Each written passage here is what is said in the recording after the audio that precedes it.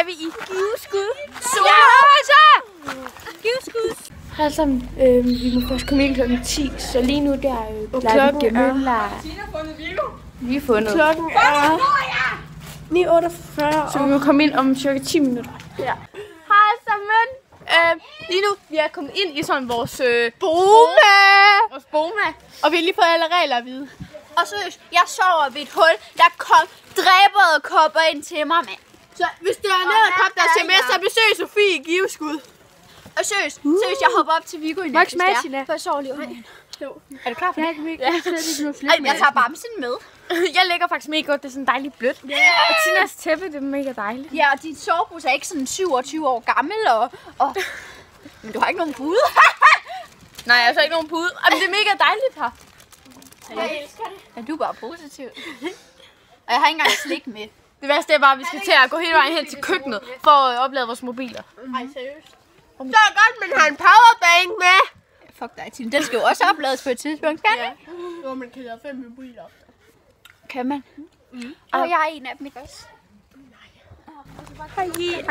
Vi har lige været på safari. Jeg glemte helt at filme. Jeg ville ellers have filmet, men det glemte jeg sådan helt. Ja, og vi så mega mange dyr, og ja. Og vi har også, før vi var på safari, så var vi ude på sådan en rundvisning, hvor vi sådan gik. Og så på chimpanser. Og gorillaer. Ja, ej, det glemte jeg også at filme. Ja, men nu, der må vi egentlig bare selv gå lidt rundt, tror jeg. Hvad? Hvad er det? Det der her, man stikker lige til op. Det har jeg. Jeg har 2. Ja, vi har fri fra nu af til klokken 4, så vi må egentlig gøre lidt, hvad vi har lyst til nu. Hej, Lok. Så jeg tror, vi vil gerne have is. Ja, og ned til gederne. Og ned og hoppe på trampolin. Der er mega mange babygeder. Hoppe på trampolin sammen med gederne. Mathias og Christian, vi skal først lige ind og mødes. Hej alle sammen. Lige nu der står vi og skal have nogle pomfritter og sådan. Og hotdogs. Ja. Hej alle sammen. Lige nu der Vi har lige fået vores mad. Og jeg har bestilt en gang lille pomfritter til 26 kroner. Også Jeg har bestilt en fransk hotdog. til 27. 22. Ja. Og så lavede hun det bare til et menu. Men 26 plus 27. Ja, det var faktisk billigere. 26 plus 27. Og lige ham. Det er 3 kroner, vi sparede, Viggo. Okay. Men lige ham, der er, gederne. Dem var vi inde ved lige før. Ja. Men vi kan godt gå derind og filme igen.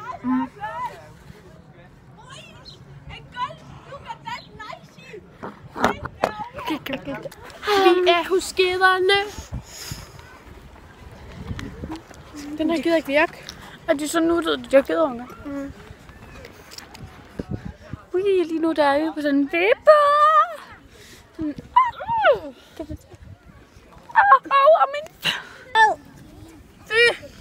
Оля, они не будут здесь есть у тебя траву, потому что ее и так здесь полно, под ногами у них растет. Какой смысл?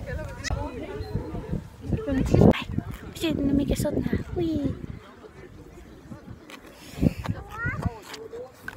Hej altså, men nu skal vi til at ind til sådan nogle påfugle og sådan noget. Og sådan nogle dyr ting. Og hold i anlægget må kun foregå på den afmærkede sti.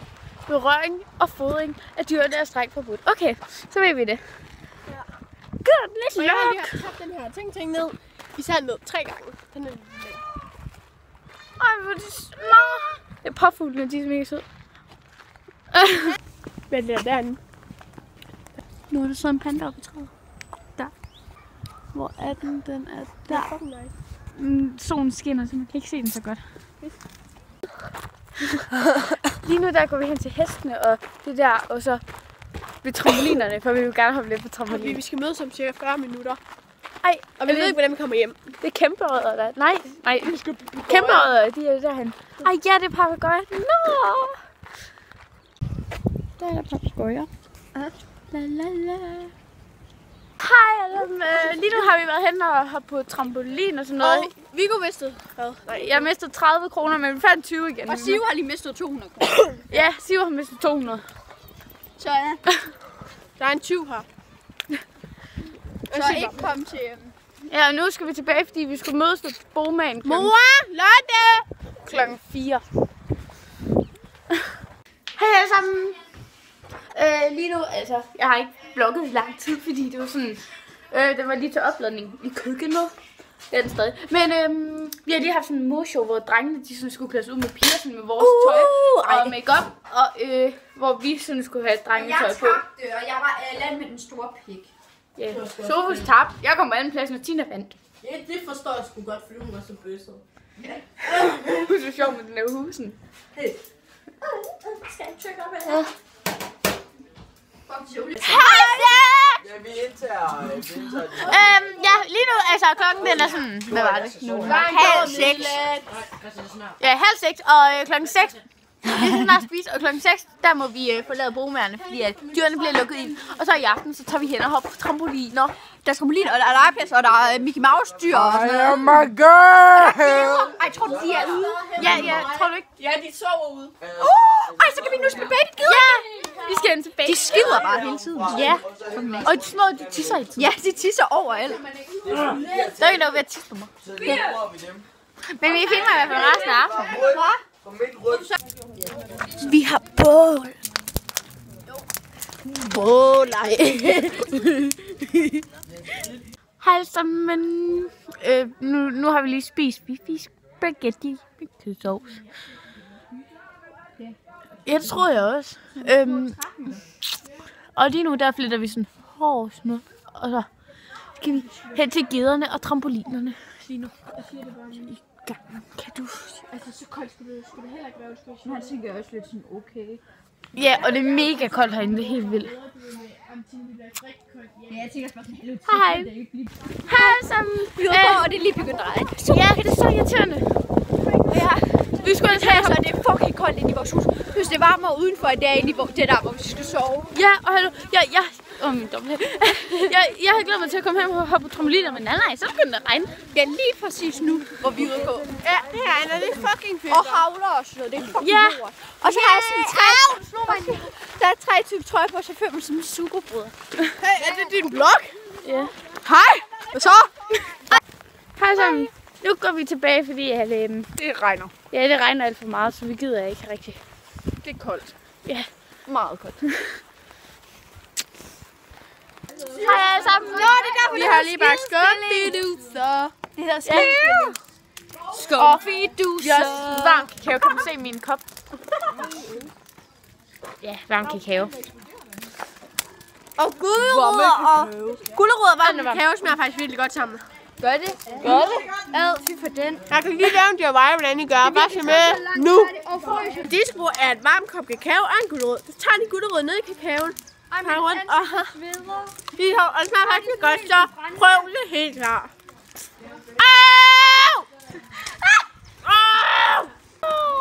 Hej. Hej. Ej, jeg har en sjov næse. Det er min 3. kop kakao.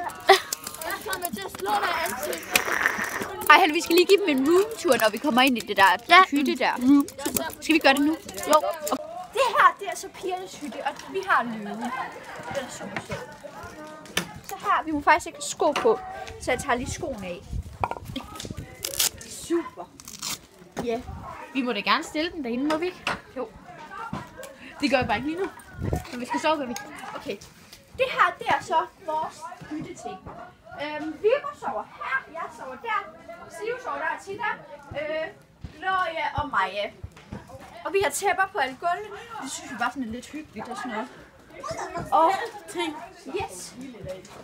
Det er super hyggeligt. Så har vi sådan en bord med alle vores solvand på og sådan noget. Og så var der en gang fyldt med tæpper her. Så det er super hyggeligt. Men det er pissekoldt. Jeg synes, det er koldere herinde, end der udenfor. Så det bliver virkelig nederen. Så ja, det var alt på vores hytte. Hej sammen. Lige nu, der, vi går på sådan en lang sti.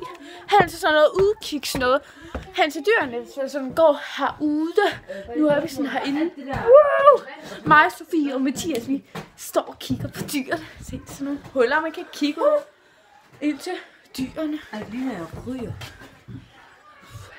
Og der er der nogle dyr, som man rigtig de går og spiser. Spurgte. Det er hvidhalede gnuer. Det er hvidhalede gnuer, der går derude.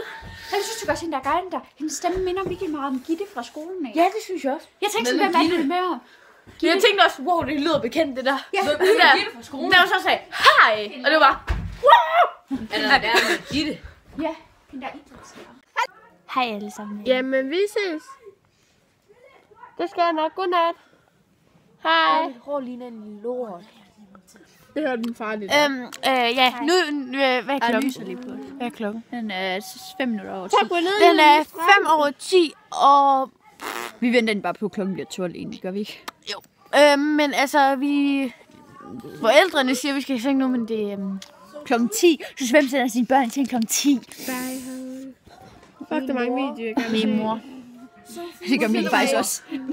Min mor sender mig i seng klokken 9:30. Ja, Min mor det sender gør mig min i også. seng klokken 9. Jeg tror, jeg vinder. Ja. Der måske i seng klokken 8. Ej, Benedikte. Ja. Ej, det skulle jeg nok ikke. Ej, Lina er så meget lort. Altså, lige nu, der er vi lige stået. Og klokken, den er 6, og vi stod op klokken 10 minutter i 4. Eller det gør jeg, og Viggo, du er sådan 3:30. Og så kommer de andre også. Nu tæpper. Og seriøst, jeg har haft den værste nat. Det har været så koldt end der til. Det har været koldere end der udenfor, seriøst. Det har været virkelig sådan frostgrader. Og det har været frostgrader udenfor. Jeg er ikke engang træt, jeg var. Det er koldt. Hej. Lige nu der sidder vi bare sådan i det der tårn. Nej, noget. Det er Noget hus, hvor du kan se på hjørnet. kan vi ikke se. Ja, sådan der. Og det har regnet hele morgenen, så vi har det lidt overdrevet. Og vi skal også snart hen og fodre løver. Ja. Jeg vil faktisk bare gerne hjem. Men vi skulle have været, sådan, ude at gå, sådan, lege. Nej, ikke lege, men til dyr. Men så, fordi det var dårligt vejr, så tror vi bare, vi tager hjem. Fordi det tager sådan en time og kvarter at køre herfra til vores by. Så ja. Vores egen. Som jeg hedder. Har I det navn eller hvad? Altså vores han hedder Godfrey, men det hedder han ikke, fordi de andre hedder ikke. Nej. Han er taget fra lige nu. Normalt så går han sammen med den store flok her og bare... Ja, Hej alle sammen. Hallo. Vi har lige været inde ved løverne, og nu sidder vi sådan ved elefanterne, kan man se dem. Det er faktisk et pænt kedeligt dyr, undskyld mig, men... Den kigger på os. Den er sjov. Og de spiller med men bold. de laver altså ikke så meget. De står bare og æder. Og leger med bold, det er faktisk mega sejt. Ja. De spiller fodbold sådan virkelig langsom fodbold. Ja, sådan med snabel. Og ja, vi er nødt til at ned i vores Boma, fordi jeg kommer en dame kl. 11, Og vi skal hjem, og jeg skal i bad, for jeg fryser af helvede til. Og jeg skal til, og jeg skal have guleroder. Jeg har faktisk sovet af helvede til. Det er jo helt Det har vildt. jeg også. Ja, også fordi der var en, der fyldte. Ja, Sina, hvad tror du selv, din røv gjorde? Og så My hvis jeg tabte booty noget. is baked. Tænk, hvis jeg skubbede til en hånd, Viggo. Ja. Ej, jo, jeg blev Og så elefanten. Ej, vi kan gå over og springe og sådan noget her. Sådan, hvad hedder det sådan? Ej, den har egentlig spooky øjne. Og mange hår. Jeg er træt. Hej, ligesom, vi har lige hoppet på trampolin, og så er sådan, vi sveder mega meget. Og sådan, jeg er træt. Ja, det er ikke spændende. Nej, det er det faktisk ikke. Og vi skal faktisk snart hjem. Men vi går ned nu, fordi vi skulle mødes 11:30, og klokken den er 10 over 11. Nå, 11. Så, ja. Hej alle sammen. Det var faktisk alt for den her vlog. Altså, jeg nåede ikke lige at lave en slutning derhenne. Så det gør jeg bare lige. Altså, det er faktisk virkelig lang tid siden, vi kom hjem. Ja, men jeg er sammen med Anne. Hej så ja. Og klokken den er faktisk 9 om aftenen. Ja. Yeah. Så det er ret længe, siden vi kom hjem. Vi kom hjem som ved 2-tid. Men hun orker simpelthen bare ikke at filme. Så ja. Nej, jeg glemte det. Vi ses.